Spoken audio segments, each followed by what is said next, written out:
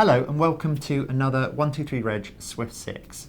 This week I will be talking about 6 ways you can make your website copy more engaging. So first off, and before you can even get started writing, you need to understand who your audience is. So it's important to think about who is on your website, why they're visiting you and what they expect to see. So try and answer the following questions. What type of person is interested in my products? What type of job do they have? What interests them? Number 2, what needs do they have? And how do my products address those needs? These will help you draw up a list of questions your visitors will themselves be asking when they visit your website. If you know what questions they're asking, you'll know what your copy should be answering. And more importantly, you'll get a good idea of the right tone of voice for your audience.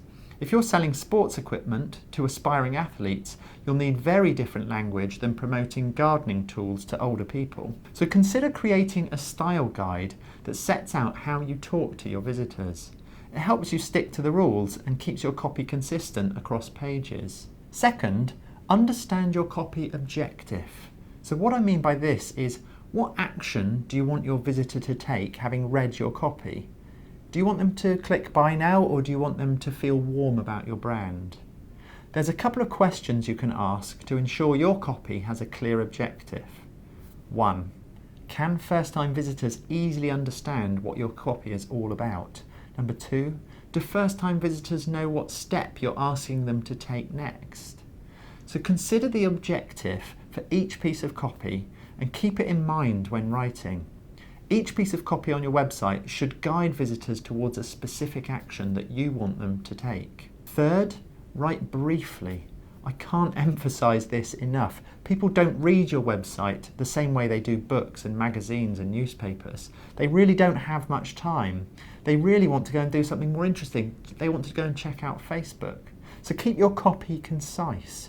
Having written a piece, edit every single sentence to make sure that only the essential remains. Aside from being brief when conveying meaning, make sure your sentences don't drag as well. Make sure that you use short sentences. Cut out unnecessary padding. Your readers are starved of time, so give meaning quickly. And there's a simple formula to follow to make sure that you are as brief as possible. First, use no more than 25 words in a sentence. And second, no more than 3 sentences in a paragraph. So the fourth thing is to write in the active rather than the passive voice. So what I mean by this is, don't let your readers only understand the meaning of a sentence by reading all the way to the end of a sentence. Look at the difference between the cat sat on the mat, which is the active voice, and the mat was sat on by the cat, which is the passive voice. With this version, the passive version, I only find out the key thing and that it's the cat that's sitting on the mat until I've got right to the end of the longer sentence. So make sure you write as you talk. We almost always talk in the active voice, so read your copy out loud and make sure it follows the rhythm and pattern of something that you might say to someone face to face. So fifth, break up your text with headlines and bullet points and quotes. These format your text to make them easier to read. Headings highlight key points that people can absorb in a glance, and bullet points are a visual anchor that skimmers can jump straight to in order to get the key points of your piece. And quotes break up the rhythm and they create new interest for the copy. And the sixth thing, this is a trick to make sure that you've followed all of the other advice in this video. Try a free tool called the Hemingway app. Aside from being a great writer, Ernest Hemingway is famous for brevity. He focused on delivering meaning in as few words as possible.